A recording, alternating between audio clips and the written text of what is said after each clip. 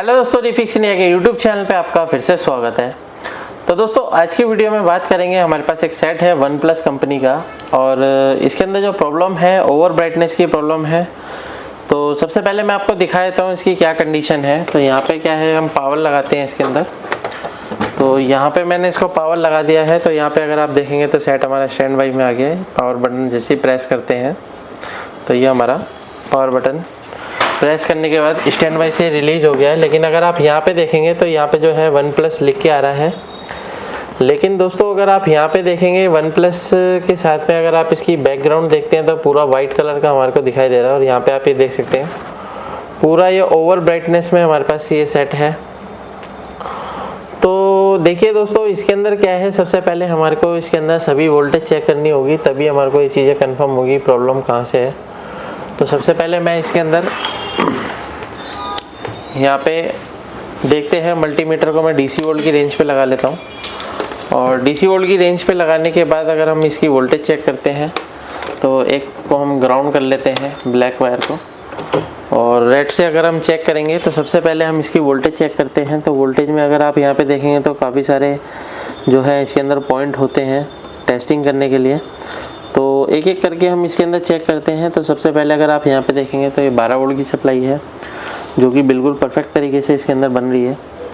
और ये जो 12 वोल्ट की सप्लाई है डीसी टू डीसीआईसी में जाती है। तो यहाँ पे आप ये देख सकते हैं डीसी टू डीसीआईसी लगी हुई है और ये डीसी टू डीसीआईसी से हमारा वोल्टेज निकलता है। सबसे पहले अगर आप यहाँ पे देखेंगे तो 3.3 वोल्ट की सप्लाई है जो कि हमारी टीकॉन आईसी के अंदर जाता है। टीकॉन आईसी और रोम आईसी में भी हमारा 3.3 वोल्ट जाता है। तो ये वोल्टेज हमारा बिल्कुल परफेक्ट तरीके से बनना है। और यहाँ पे आप ये देख सकते हैं यहाँ पे हमारे रोम आईसी के पास में कैपेसिटर है, 3.3 वोल्ट की सप्लाई है, बिल्कुल परफेक्ट तरीके से बन रही है। उसके बाद ये 3.3 वोल्ट की सप्लाई हमारी लेवल शिफ्टर आईसी में भी जाती है। तो लेवल शिफ्टर आईसी की भी वोल्टेज मैं आपको चेक करा देता हूँ। तो यहाँ पे अगर हम यहाँ पे देखते हैं तो एक एक पॉइंट पे हमारे को चेक करना होगा। तो यहाँ पे आप ये देख सकते हैं 3.3 वोल्ट की सप्लाई जो है हमारी लेवल शिफ्टर आईसी में जा रही है। तो ये मैं आपको प्रॉपर तरीके से दिखाता हूँ। ये देखिए 3.3 वोल्ट लेवल शिफ्टर के अंदर जा रही है कैपेसिटर के द्वारा।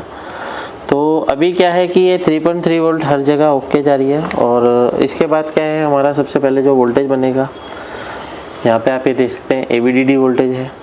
और ये AVDD से क्या होता है, हमारा जो वोल्टेज है वो बूस्ट होता है। तो अगर आप यहाँ पे देखेंगे तो कई बार यहाँ पे ट्रांजिस्टर लगा होता है। तो ट्रांजिस्टर के द्वारा हमारा जो वोल्टेज है इसके सोर्स से इन होता है।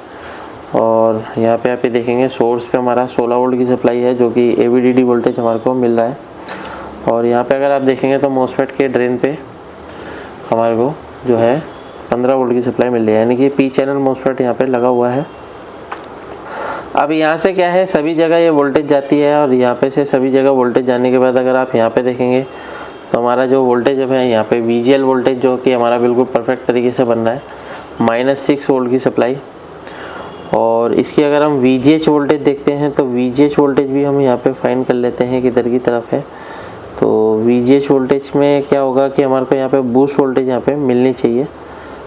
तो यहाँ पे देखते हैं VGH वोल्टेज कहाँ लिखा हुआ है इसके अंदर, इस पॉइंट पे देखते हैं। तो यहाँ पे आप ये देखेंगे तो यहाँ पे क्या है, VGH हाई वोल्टेज यहाँ पे जो है 29 वोल्ट के अराउंड यहाँ पे हमारे को वोल्टेज देखने को मिल रहा है।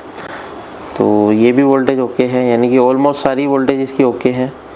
अभी क्या होता है कि हमारा जो ये प्रॉब्लम है ये ओवर ब्राइटनेस की प्रॉब्लम है जो कि ज़्यादातर जो आती है वो हमारे गामा सर्किट से आती है। तो यहाँ पे आप ये देख सकते हैं इसका गामा सर्किट बना हुआ है। तो गामा सर्किट के अंदर अगर हम यहाँ पे देखते हैं तो हमारे को जो बोलते हैं तो गामा की जो हमारी पहली वोल्टेज जो होती है वो 15 वोल्ट की सप्लाई होती है। तो 15-16 के अराउंड यहाँ पे वोल्टेज हमारे को देखने को मिलती है। तो यहाँ पे हमारे को सारा सीरीज वाइज वोल्टेज चेक करना है। तो यहाँ पे देख सकते हैं आप 13.85 यानी 14 वोल्ट के अराउंड हमारे को यहाँ पे वोल्टेज मिल रहा है। उसके बाद यहाँ पे चेक करते हैं तो आप यहाँ पे देखेंगे तो 11 वोल्ट यानी कि 12 वोल्ट के अराउंड यहाँ पे वोल्टेज मिल रहा है। उसके बाद यहाँ पे देखते हैं तो 11 वोल्ट और चेक करते हैं तो 10 वोल्ट हो गया है। तो इस तरीके से हमारे को step by step voltage check करनी है। तो यहाँ पे आप ये देखेंगे 8 वोल्ट हो गया है। और यहाँ पे देखते हैं 6 वोल्ट हो गया है। यहाँ पे देखते हैं 5 वोल्ट हो गया है। यहाँ देखते हैं 4 वोल्ट हो गया है। यहाँ पे देखते हैं 4 वोल्ट है। यहाँ देखते हैं 3 वोल्ट। यहाँ देखते हैं 1 वोल्ट। और यहाँ पे तो दोस्तों ये जो गामा की वोल्टेज है ये ऑलमोस्ट ओके है।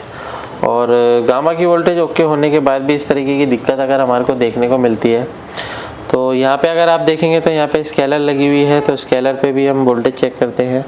तो यहाँ पे आप ये देखेंगे तो ये कनेक्टर है, कनेक्टर के द्वारा अगर यहाँ पे देखेंगे तो कुछ टेस्ट पॉइंट यहाँ पे भी बने हुए हैं। तो यहाँ पे मैं आपको जूम करके दिखाता हूँ। तो यहाँ पे जो है सबसे पहले जो यहाँ पे देखेंगे तो वीकॉम लिखा हुआ है। तो ये जो वीकॉम वोल्टेज होती है दोस्तों, ये हमारी लेवल जो वीकॉम वोल्टेज होती है हमारी गामा सर्किट से आती है, गामा IC से आती है। तो पहले हम ये चीज़ चेक करते हैं कि हमारी जो वीकॉम वोल्टेज है, तो यहाँ पे अगर आप देखेंगे तो वीकॉम वोल्टेज हमारे को देखने को नहीं मिल रहा है, यानी कि ये हमारे को वीकॉम वोल्टेज नहीं मिल रहा है इसके अंदर। तो यहाँ पे अगर हम देखते हैं और भी वोल्टेज चेक करते हैं तो यहाँ पे देखते हैं 3.3 वोल्ट ओके है हमारा। और दूसरी वोल्टेज देखते हैं तो हमारा 7 वोल्ट यहाँ पे हमारे को मिल रहा है, यानी कि यहाँ पे हमारे को जो वोल्टेज मिल रहा है वो हमारे को वीकॉम जो वोल्टेज रहता है हमारा 5 वोल्ट से लेके 7 वोल्ट के बीच में ही रहता है। तो अभी क्या है कि यहाँ पे हमारे को वोल्टेज चाहिए था, जो हमारे को वोल्टेज मिलना चाहिए। तो इस वोल्टेज को क्या है कि हमारे को अलग से या तो लगा के हम देख सकते हैं, या फिर यहाँ पे आप ये देखेंगे तो टीकॉन बोर्ड से भी लेकर हम यहाँ पे ट्राई कर सकते हैं कि क्या कंडीशन हमारे पैनल की रहती है। क्योंकि जब तक वीकॉम वोल्टेज नहीं आएगा तब तक हमारा पैनल ओवर ब्राइटनेस से बाहर नहीं निकलेगा। और यहाँ पे टेस्ट करने के बाद हमारे को कंफर्म हो गया जो प्रॉब्लम है वीकॉम की है। तो अगर आप यहाँ पे देखेंगे तो यहाँ पे जो हमारी IC लगी हुई है, तो IC के आसपास में अगर हम वोल्टेज को चेक करते हैं तो IC की 3.3 इनपुट वोल्टेज हो रही है। और वोल्टेज चेक करते हैं तो ये हमारा AVDD वोल्टेज है। तो कुछ पॉइंट पे चेक करते हैं तो यहाँ पे अगर आप देखेंगे तो 7 वोल्ट की सप्लाई हमारे को यहाँ पे भी मिल रही है। तो यहाँ से हम सर्किट को डायरेक्ट यहाँ पे करके देख सकते हैं। डायरेक्ट करने के बाद हमारे को कंफर्म होगा। यहाँ पे 7.58 दिखा रहा है और यहाँ पे अगर हम वोल्टेज देखते हैं 7.17। तो यहाँ से वोल्टेज हम उठा के देखते हैं कि क्या कंडीशन इसकी बनती है। यहाँ से हम डायरेक्ट जो है कैपेसिटर पे जंपर लगाते हैं। जंपर लगाने के बाद हम देखते हैं क्या कंडीशन हमारे पैनल की रहेगी। तो क्या होता है, कई बार हमारे को करके देखना होता है पैनल को, क्योंकि कई बार पैनल जो होता है वो इंटरनली शॉर्ट होने की वजह से भी इस तरीके की दिक्कतें हमारे को देखने को मिलती हैं। बेसिकली इस पैनल के अंदर ग्लास ऑलरेडी शॉर्ट है, जला हुआ है। तो काफ़ी मुश्किल से इसको हमने पहले ठीक किया था, लेकिन अभी हमारे पास ये ओवर ब्राइटनेस में आया है। तो अभी हम इसको क्या है दोबारा से ठीक करेंगे। तो यहाँ पे क्या है, हम इसको सोल्डर कर लेते हैं। अभी मैंने यहाँ पे जो है जंपर यहाँ पे लगा दिया है। काफ़ी बारीकी से जंपर लगाना पड़ता है दोस्तों, इसलिए मैंने थोड़ा सा टाइम इसमें लग जाता है। वो भी क्या है, हम इसको पावर देते हैं और पावर देने के बाद इस सेट को हम ऑन करते हैं। तो इसका जो पावर बटन है वो यहाँ पर है, इसको हम ऑन कर लेते हैं।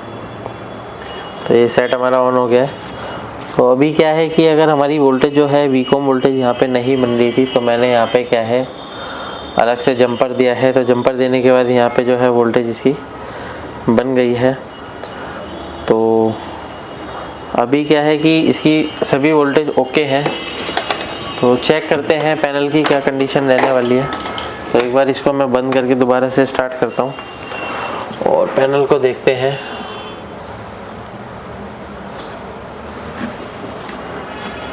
इसके अंदर जो है यहाँ पे स्विच है हमारा, और टाइट करके लगाना पड़ेगा। अभी आप यहाँ पे देखेंगे पावर बटन मैं प्रेस करता हूँ। तो पावर बटन प्रेस करने के बाद यहाँ पे आप ये देख सकते हैं OnePlus इसके अंदर लिख के आ गया है। तो अभी क्या है कि हमारा सेट बिल्कुल ओके हो चुका है। इस तरीके से हम किसी भी सेट को आसान तरीके से रिपेयर कर सकते हैं। अगर आपके पास भी इस तरीके के सेट आते हैं, पैनल रिपेयर होने के लिए आते हैं, आपको पैनल को रिपेयर करने में प्रॉब्लम आती है, तो आप हमारी ट्रेनिंग को ज्वाइन कर सकते हैं। अगर आप दिल्ली नहीं आते हैं, दिल्ली आना आपका पॉसिबल नहीं होता, तो आप हमारी ऑनलाइन ट्रेनिंग भी ले सकते हैं। अभी हमारी ऑनलाइन ट्रेनिंग के रजिस्ट्रेशन हो रहे हैं, जल्दी से जल्दी आप अपने रजिस्ट्रेशन करा सकते हैं। उम्मीद करता हूँ वीडियो आपको पसंद आए तो वीडियो को लाइक करें, शेयर करें, कमेंट करें। Thank you friends.